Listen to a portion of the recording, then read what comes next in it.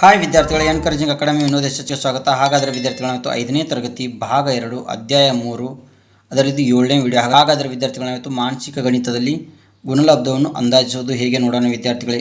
ಉದಾಹರಣೆ 1 1249 ಮತ್ತು 48ರ ಗುಣಲಬ್ಧವನ್ನು ಗರಿಷ್ಠ ಸ್ಥಾನದ ಸಮೀಪಕ್ಕೆ ಅಂದಾಜಿಸಿರಿ. ಹಾಗಾದರೆ ವಿದ್ಯಾರ್ಥಿಗಳು ನಾವಿಲ್ಲಿ ಏನು ಮಾಡಬೇಕು? 1249 ಮತ್ತು 48ರ ಗುಣಲಬ್ಧವನ್ನು ಗರಿಷ್ಠ ಸ್ಥಾನದ ಸಮೀಪಕ್ಕೆ ಅಂದಾಜಿಸಬೇಕು ವಿದ್ಯಾರ್ಥಿಗಳೇ. 1249 1000ದ ಸ್ಥಾನಕ್ಕೆ ಅಂದಾಜಿಸಿದಾಗ, ಹಾಗಾದರೆ ವಿದ್ಯಾರ್ಥಿಗಳನ್ನ ಎಲ್ಲಿ ಮಾಡ್ತೀವಿ? 1000 ಸ್ಥಾನಕ್ಕೆ ಅಂದಾಜಿಸ್ತೀವಿ ವಿದ್ಯಾರ್ಥಿಗಳೇ. ಅಂದರೆ 9 ಇಲ್ಲಿಂದ ಬಿಡಿ ಸ್ಥಾನದಲ್ಲಿ ಇದನ್ನು 0ಗೆ ಬದಲಾಯಿಸ್ತೀವಿ ವಿದ್ಯಾರ್ಥಿಗಳೇ. 4 ಇಲ್ಲಿದೆ 10ರ ಸ್ಥಾನದಲ್ಲಿ ಇದನ್ನು ಕೂಡ 0ಗೆ ಬದಲಾಯಿಸ್ತೀವಿ ವಿದ್ಯಾರ್ಥಿಗಳೇ. 2 100 ಸ್ಥಾನದಲ್ಲಿದೆ, ಹಾಗಾದರೆ ವಿದ್ಯಾರ್ಥಿಗಳು ಇದನ್ನು ಕೂಡ 0ಗೆ ಬದಲಾಯಿಸ್ತೀವಿ. ಆದರೆ ಇಲ್ಲಿ ಏನೂ ಬದಲಾವಣೆ ಆಗುತ್ತಿಲ್ಲ ವಿದ್ಯಾರ್ಥಿಗಳೇ. 1249 ಏನಾಗುತ್ತದೆ ವಿದ್ಯಾರ್ಥಿಗಳೇ? 1000 ಆಗುತ್ತದೆ ವಿದ್ಯಾರ್ಥಿಗಳೇ. 48ನ್ನು 10ರ ಸ್ಥಾನಕ್ಕೆ ಅಂದಾಜಿಸಿದಾಗ, ಹಾಗಾದರೆ ವಿದ್ಯಾರ್ಥಿಗಳು 48ನ್ನು ಏನು ಮಾಡ್ತೀವಿ? 10ರ ಸ್ಥಾನಕ್ಕೆ ಅಂದಾಜಿಸಿದಾಗ 8 ಬಿಡಿ ಸ್ಥಾನದಲ್ಲಿದೆ, ಹಾಗಾದರೆ ವಿದ್ಯಾರ್ಥಿಗಳು ಏನು ಮಾಡ್ತೀವಿ? 0ಗೆ ಬದಲಾಯಿಸ್ತೀವಿ ವಿದ್ಯಾರ್ಥಿಗಳೇ. 4 ಇದ್ದದ್ದು ಏನಾಗುತ್ತೆ? 1 ಹೆಚ್ಚಾಗಿ 5 ಆಗುತ್ತದೆ ವಿದ್ಯಾರ್ಥಿಗಳೇ.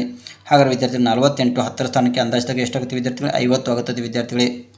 ಹಾಗಾದರೆ ವಿದ್ಯಾರ್ಥಿಗಳೇ 1000ಕ್ಕೆ 50ರಿಂದ ಗುಣಿಸಿದಾಗ 0 ಗುಣಾಕಾರ 0 0 0 ಗುಣಾಕಾರ 0 0 0 ಗುಣಾಕಾರ 0 0 0 ಗುಣಾಕಾರ 1 0.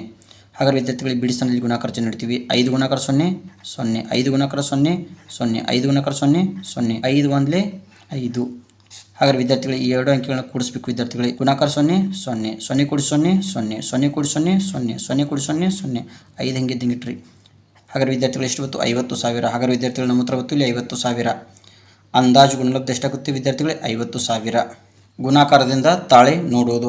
1249ಕ್ಕೆ 48ರಿಂದ ಗುಣಿಸೋಣ ವಿದ್ಯಾರ್ಥಿಗಳೇ. 8 9 72 7 ಲೀಟ್ರಿ 2 ಲೀಟ್ರಿ 8 4 32 32 7 39 3 ಲೀಟ್ರಿ 9 ಲೀಟ್ರಿ 8 2 16 16 3 19 1 ಲೀಟ್ರಿ 9 ಲೀಟ್ರಿ 8 1 8 8 1 9. ಹಾಗಾದರೆ ವಿದ್ಯಾರ್ಥಿಗಳು ಬಿಡಿ ಸ್ಥಾನದಲ್ಲಿ ಗುಣಾಕಾರ ಚಿಹ್ನೆ ಇಟ್ರಿ. 4 9 36 3 ಲೀಟ್ರಿ 6 ಲೀಟ್ರಿ 4 4 16 16 3 19 1 ಲೀಟ್ರಿ 9 ಲೀಟ್ರಿ 4 2 8 8 1 9 4 1 4. ಹಾಗಾದರೆ ವಿದ್ಯಾರ್ಥಿಗಳ ಸಂಖ್ಯೆಯನ್ನು ಕೂಡಿಸಬೇಕು ವಿದ್ಯಾರ್ಥಿಗಳೇ. ಗುಣಾಕಾರ 2 2 6 9 15 1 ಲೀಟ್ರ್ 5 ಲೀಟ್ರಿ 1 ಕೂಡಿಸಿ 9 10 10 ಕೂಡಿಸಿ 9 19 1 ಲೀಟ್ರಿ 9 ಲೀಟ್ರಿ 1 ಕೂಡಿಸಿ 9 10 10 ಕೂಡಿಸಿ 9 19 1 ಲೀಟ್ರಿ 9 ಲೀಟ್ರಿ 1 ಕೂಡಿಸಿ 4 5.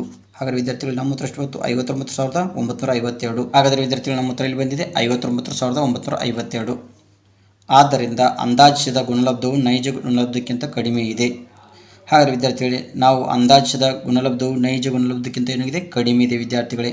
ಉದಾಹರಣೆ 2 19,426 ಮತ್ತು 4ರ ಗುಣಲಬ್ಧವನ್ನು ಗರಿಷ್ಠ ಸ್ಥಾನದ ಸಮೀಪಕ್ಕೆ ಅಂದಾಜಿಸಿರಿ. 19,426ನ್ನು 10,000ದ ಸ್ಥಾನಕ್ಕೆ ಅಂದಾಜಿಸಿದಾಗ ಎಷ್ಟಾಗುತ್ತೆ ವಿದ್ಯಾರ್ಥಿಗಳೇ? 20,000 ಆಗುತ್ತದೆ ವಿದ್ಯಾರ್ಥಿಗಳೇ. ಹಾಗಾದರೆ ವಿದ್ಯಾರ್ಥಿ 4ರ ಗುಣಲಬ್ಧ ಏನು ಮಾಡ್ತೀವಿ? 4 ಹಾಗೆ ಇಟ್ಬಿಡ್ತೀವಿ. 6 ಬಿಡಿ ಸ್ಥಾನದಲ್ಲಿ ಇದನ್ನು 0ಗೆ ಬದಲಾಯಿಸ್ತೀವಿ ವಿದ್ಯಾರ್ಥಿಗಳೇ. 2 ಏನಿದೆ 10ರ ಸ್ಥಾನದಲ್ಲಿ ಇದನ್ನು ಕೂಡ 0ಗೆ ಬದಲಾಯಿಸ್ತೀವಿ. 4 ಏನಿದೆ 100 ಸ್ಥಾನದಲ್ಲಿ ಇದನ್ನು ಕೂಡ 0ಗೆ ಬದಲಾಯಿಸ್ತೀವಿ. 9 1000 ಸ್ಥಾನದಲ್ಲಿ ಇದನ್ನು ಕೂಡ 0ಗೆ ಬದಲಾಯಿಸ್ತೀವಿ. ಆದರೆ ಏನು ಮಾಡ್ತೀವಿ? 1ಕ್ಕೆ 1 ಕೂಡಿಸಿ 2 ಆಗುತ್ತದೆ ವಿದ್ಯಾರ್ಥಿಗಳೇ. ಹಾಗಾದರೆ ವಿದ್ಯಾರ್ಥಿಗಳು 19,426ನ್ನು 10,000ದ ಸ್ಥಾನಕ್ಕೆ ಅಂದಾಜಿಸಿದಾಗ ಎಷ್ಟಾಗುತ್ತೆ ವಿದ್ಯಾರ್ಥಿಗಳು? 20,000 ಆಗುತ್ತದೆ ವಿದ್ಯಾರ್ಥಿಗಳೇ. ಹಾಗಾದರೆ ವಿದ್ಯಾರ್ಥಿಗಳೇ 20,000ಕ್ಕೆ 4ರಿಂದ ಗುಣಿಸಿದಾಗ 4 × 0 0 4 × 0 0 4 × 0 0 4 × 0 0 4 2 8. ಹಾಗಾದರೆ ವಿದ್ಯಾರ್ಥಿಗಳು 80,000 ಆಗುತ್ತದೆ. ಹಾಗಾದರೆ ವಿದ್ಯಾರ್ಥಿಗಳ ಅಂದಾಜು ಗುಣಲಬ್ಧ ಎಷ್ಟಾಯಿತು? 80,000 ಆಯಿತು ವಿದ್ಯಾರ್ಥಿಗಳೇ. ಅದರಿಂದ ತಾಳೆ ನೋಡುವುದು.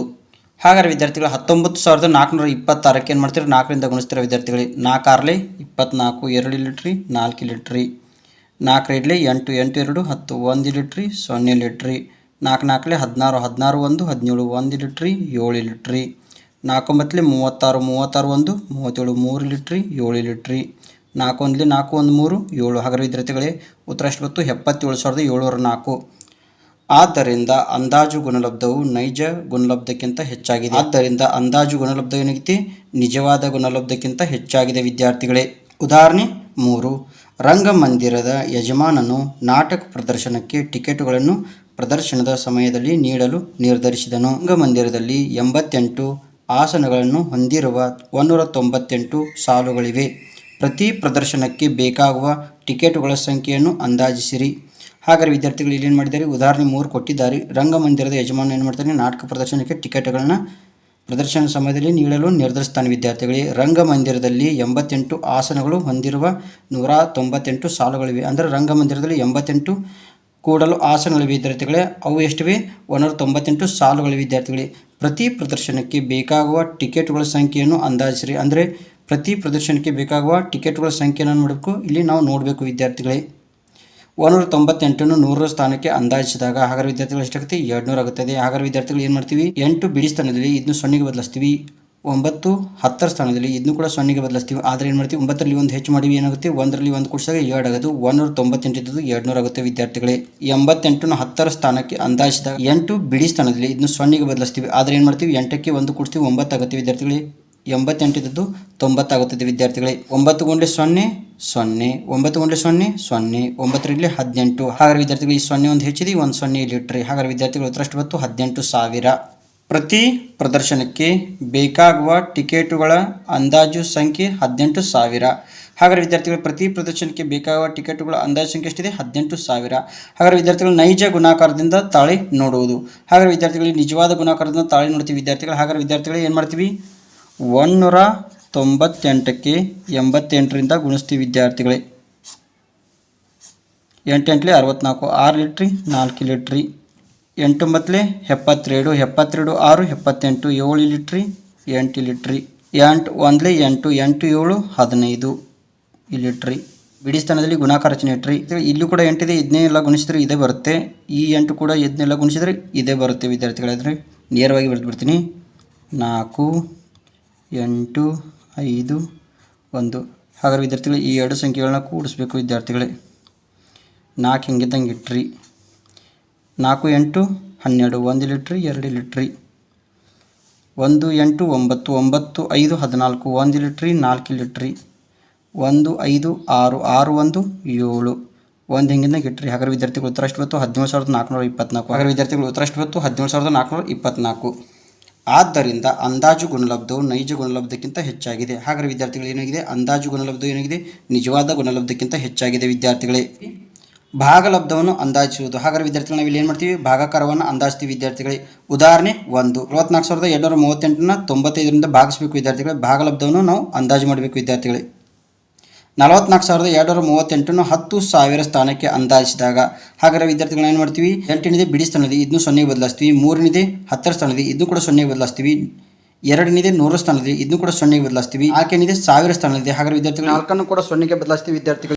10,000 ಸ್ಥಾನದಲ್ಲಿರೋ 4ರಲ್ಲಿ ಏನೂ ಬದಲಾವಣೆ ಆಗುವುದಿಲ್ಲ. ಹಾಗಾದರೆ ವಿದ್ಯಾರ್ಥಿಗಳು 44,238 ಎಷ್ಟಾಗುತ್ತೆ? 40,000 ಆಗುತ್ತದೆ ವಿದ್ಯಾರ್ಥಿಗಳೇ. 95ನ್ನು 10ರ ಸ್ಥಾನಕ್ಕೆ ಅಂದಾಜಿಸಿದಾಗ 5 ಏನಿದೆ ಬಿಡಿ ಸ್ಥಾನದಲ್ಲಿದೆ ಇದನ್ನು 0ಗೆ ಬದಲಾಯಿಸ್ತೀವಿ. ಆದರೆ 10ರ ಸ್ಥಾನದಲ್ಲಿ 9ರಲ್ಲಿ ಬದಲಾವಣೆ ಆಗುತ್ತದೆ ವಿದ್ಯಾರ್ಥಿಗಳು. ಇಲ್ಲಿ ಏನು ಮಾಡುತ್ತೆ? 1 ಹೆಚ್ಚಾಗುತ್ತದೆ ವಿದ್ಯಾರ್ಥಿಗಳು. ಆದ್ದರಿಂದ 95 ಇದ್ದದ್ದು 100 ಆಗುತ್ತದೆ ವಿದ್ಯಾರ್ಥಿಗಳೇ. ಅಂದಾಜು ಭಾಗಲಬ್ಧ. ಹಾಗಾದರೆ ವಿದ್ಯಾರ್ಥಿಗಳು ಇಲ್ಲಿ ಮಾಡ್ತೀವಿ? 40,000 ಭಾಗಲಿ 100 ಏನಾಗುತ್ತದೆ? ಈ 0ಗೆ ಈ 0 ಹೋಗುತ್ತೆ, ಈ 0ಗೆ ಈ 0 ಹೋಗುತ್ತೆ. ಹಾಗಾದರೆ ವಿದ್ಯಾರ್ಥಿಗಳು ನಮ್ಮ ಉತ್ತರ ಎಷ್ಟು ಬಂತು? 400. ಉದಾಹರಣೆ 2, 8 ಚಾಕ್ಲೇಟ್ ಪೊಟ್ಟಣಗಳಲ್ಲಿ ಒಟ್ಟು 768 ಚಾಕ್ಲೇಟ್ಗಳಿವೆ.